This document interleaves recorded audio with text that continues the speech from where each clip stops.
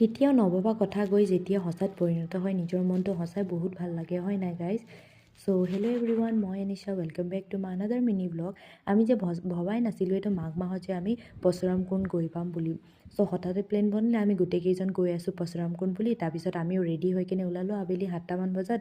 তাত গৈ পালোঁ, আমি লাহে লাহে আহিছিলোঁ যিহেতু 12টামানত ৰাতিপুৱাৰ পাই গ'লোঁ। তেতিয়াও বহুত ভিৰ আছিলে, এনেকুৱা বতাহ মাৰিছে নহয় নামা লগে লগে। তাৰপিছত আমি গৈ কিনে দৰ্শন কৰিলোঁ। তাত যিমানো মন্দিৰ আছে চবতে আমি গ'লোঁ, সেৱা কাঢ়িলোঁ। এইটো চিৰিত উঠিছে, অৱস্থা একদম বেয়া হৈ গৈছিলে। নামা টাইমতো ভালকৈ নামিলোঁ, তাৰপিছত উঠা টাইমতো যিহে ভয় কৰিছে। আৰু ইমান ধুনীয়া লাগিছিলে নহয়, পূৰা স্বৰ্গত গৈ যেনেকৈ ফিল হয় সেইটো ফিল কৰিছিলোঁ আমি পূৰা।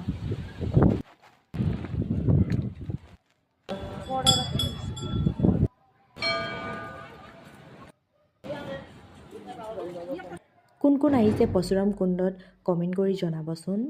চ' থেংক ইউ ফৰ ৱাচিং।